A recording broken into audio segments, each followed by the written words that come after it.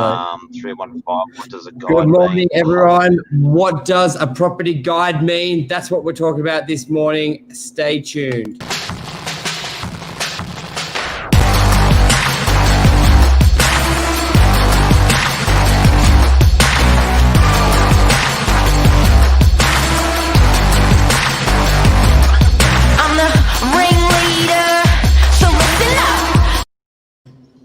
The show must go on. Episode 315.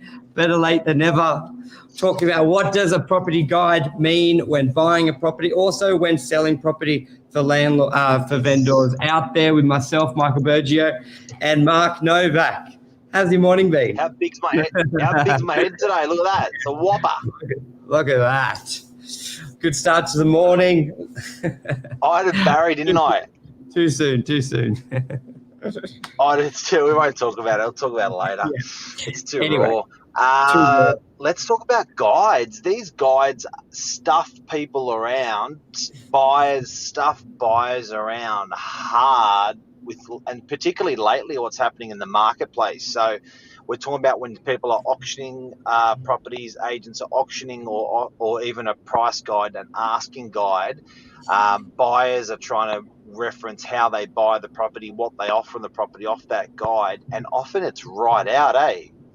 It is. I think the biggest thing that I get, especially when I get family and friends looking to buy a property, they'll tell me their budget's $800,000, and I'm always open for them to send me properties that they're looking at. And so often so their budget's 800.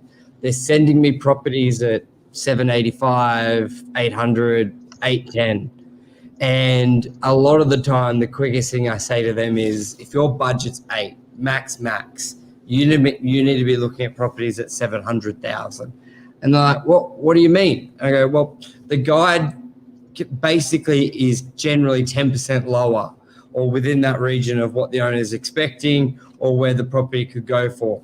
And don't get me wrong, there are occasions it does sell around that guide level, sometimes even under, but majority of the time, from an agent's point of view, if you're putting a value of 800 on a property, you're guiding. You want 800, you're guiding 720, 750, and you're wanting competition. By law, you can be 10% lower. Is your guide? That's what a lot of people don't get. Law is 10%. So the aim of the game is to get as many buyers there as you can. You guide it as cheap as you can in most occasions. So if you want to buy a property for 800, you got to be around that 720, 750 mark. It's a lot different if a property, or not even. Sometimes a little bit different if a property. Why do agents do this? Buyers are wondering. It comes from the premise you want as many buyers there as you can. The cheaper it looks, for the better the property, the more buyers you're going to have there. But there was big issues probably 4 or 5 years ago. Agents were abusing this. And where that 10% came in, you wanted 800, agents would be guiding 650, 690. 100 people come to the open, and you've got a lot of competition, which is great, but not misleading people. So, but where it gives buyers the bum steer is when it's a genuine guide. So often that's what makes it really hard for a buyer, because it's like, okay, I can't afford that because they're saying 780, but they mean 880. No, they're saying 780, they mean 780. So it's really hard, and it must be super hard for like out there buying at the moment, because you're trying to distinguish what is a conservative guide and a realistic guide. They're the two differences. So you sort of got to be in it to win it. You sort of got to plonk your offers in wherever you can. It's free to make an offer, guys. Just remember that it's free to make an offer. If it says 680, look at it. If it says 720, look at it. If it says 780, look at it. That could all mean the same end price, believe it or not. 100%, because as you said, being misleading and basically a dick sales agent is tough, and good agents do not like it. We don't like, and we don't, if an owner wants 800, we don't want to be guiding 650. The manipulation and spin you have to do to sort of get it up to 800. There's a lot more straight shooters out there who, if they want 800, it's at 780 sort of thing. But those bad apples just really hurt the buyers from inquiring, because I've had properties where they come and especially on houses, Mark. I think houses are the worst, that market, because there are occasions where you're guiding 1.2, the owner wants 1.3 and it goes for 1.5, and typical agent underquoted. Like, there's a lot of it out there, and a lot of agents, when you look at it, you go, wow, just a great auction, 2 people must have loved it. Buyers see that and they go, that agent was underquoting sort of thing. They don't necessarily, unless they're there and they just see these bidders go for it, they jump to the worst conclusions, which I understand, because the 10% rule came in because agents were doing that. So it's not without merit. It's false, misleading, and deceptive conduct. Yes. That's what it's bordering. It's bordering false, misleading, and deceptive conduct as a real estate agent. So it's on one side of things, the agent's trying to get the most amount of buyers through his client's property. He's trying to be conservative with the marketplace. He's trying to make sure good quality interest is generated and built up to the final sales price. That's one end of the pendulum. The right side of the pendulum is they're dogging everyone. Yeah. You know, the other side, morning, Anmol, morning, Luke. You know what the other side no one generally talks about or looks at, which I think is probably one of the biggest factors which get mixed up with being a dog or too conservative, is a lot of the time the vendor will start higher than what it's worth in their mind, regardless of what you put the price on. So an agent is pricing it reasonably with all those factors, but also the owner's expectations. Because let's think of it. You've got two sides. A buyer wants it for the least amount and a seller wants the most. Yep. But we take orders from instructions from the owner. So you're juggling the owner generally wanting 10% more. You've got the true value, and you're trying to go that sort of 5 to 10% below to create that competition. And the reason is, as most agents, Luke and Mel, you'll know, sometimes an agent has to be more conservative to counteract an owner wishful thinking, because when it goes wrong or the agent isn't firm on their price and that, you get no one to the opens.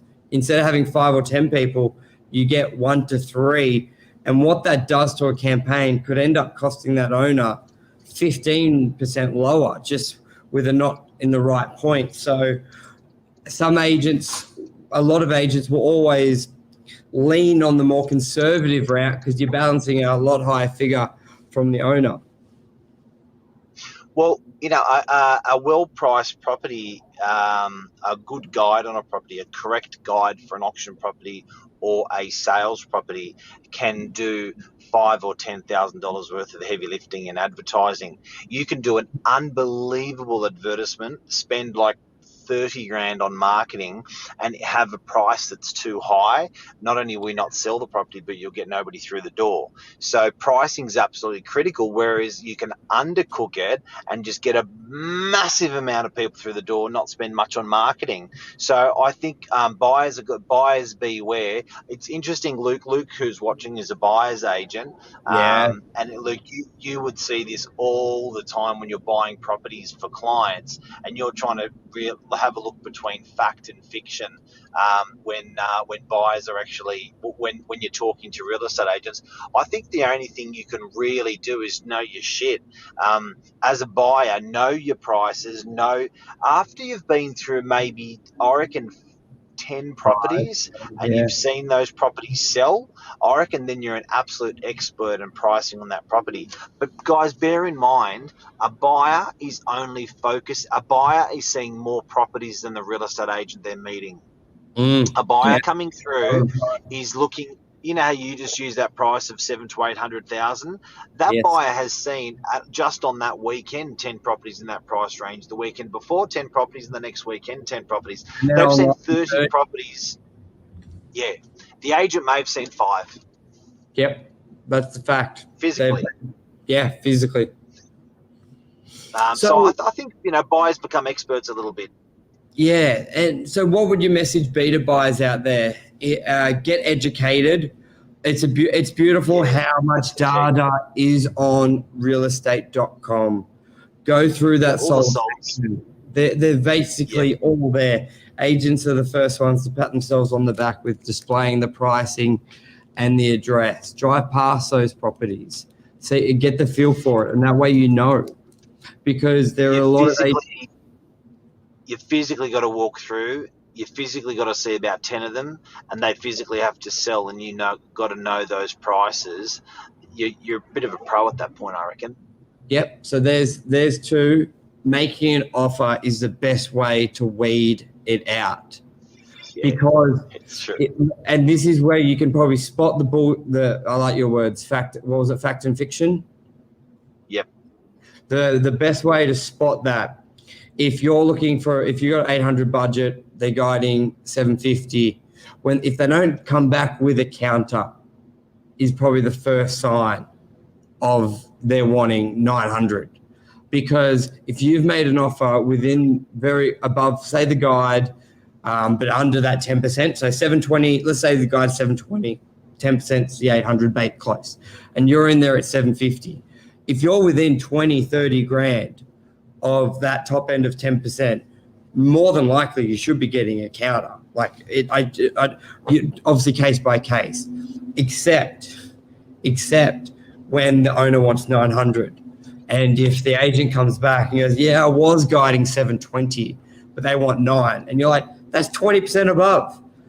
That's probably one of your biggest signs of fact versus fiction. And that's how you can weed it out. The offer is free. And counter or no counter will give you so much evidence. Would be one of the biggest advice. And it's frustrating as hell, guys. I get it. I think as a buyer with guides and looking at stuff sell, it's really disheartening stuff. But I think it's don't let it break your heart, dishevel you, so you don't end up buying a property. I think sometimes if you're a buyer and you've missed out on that property once, twice, thrice, I think you can go, you know what, screw this. I'm going to wait. I'll wait until next year, or I'll wait until whenever. Next thing you know, a year goes past, prices have gone up, you missed out 50 grand. So don't let it get the better of you. Keep your chin up and keep making offers and stuff like that. Great question, Alessio. How does CoreLogic data prices play on this? How accurate? Okay, so two prices CoreLogic will give you. They will give you what it sold for, or three, what it sold for. Pretty well, when it bought it and recently. But also there is an auto price it generates. In my experience, if the property is very common, there's a lot of it, a lot of transactions, it's pretty accurate. It will be more than likely within the 10%, unless it's even 5. Even 5. It's pretty good, especially DY units. It's good. But where it gets skewed, if they've renovated the property, add value, it doesn't know that. So it's comparing unrenovated to unrenovated when it's sold and when it's done. So that's where it throws it out. And if it's, say, unicorn property, and we're not basing that on price, we're basing it on uniqueness. Big balcony, big courtyard, water views, quite unique. When it's like that, it can be pretty out of whack. So you'll know as Mark said, if you're looking at a lot of properties, you'll know if it's a typical 2-bedroom, 1 bath, 1 car, or if it's a unique one. When it's unique, you need to do more investigations. Even with houses, still fairly accurate as well. But once again, if a lot of properties are selling 5 single level, but there's a lot of there's more variables in a house. Yeah. So I think to square off on that question is, units, if there's a lot of that particular unit, it's easy to identify. Computers taking averages, basically. So it's a price of averages, whereas a real estate agent going through or a bank valuer going through is going to be very exacting. Although the bank valuer is going to be conservative, the real estate is going to be optimistic. Yes. I'll say, Tom. Yeah. Anything else you want to add? Yeah, Tom Panos. Tom Panos dialogue right now. Buyers are rejecting your property at the higher price, let the price at its level where you're in position to reject some offers. Exactly right. You rather low offers than no offers. There's a saying that Tom Panos says, no offers is the agent's fault, low offers is the market. So that's what you want to do. That's a great one. And Michael, I've noticed that this morning, Michael and I had a disagreement yesterday or the day before, and it was on lower caps names or upper caps. Yeah. So then today I went up. So I went upper caps on my name on the screen today for you, and then you went lower caps for me. So what do you guys reckon? I don't know. Yeah. Look at that. Yeah. Well, we're in sync of being considerate. Well, that's right. Yin and yang. Well, we could do lower caps everything in our names. Yeah. Who knows? But anyway, I'm going to go. I was just saying, audio was good. It was a pain yesterday, so it was good. I'm not sure. Well, you same phone, don't you? Yeah, I went over to the Samsung 12 Anmal, and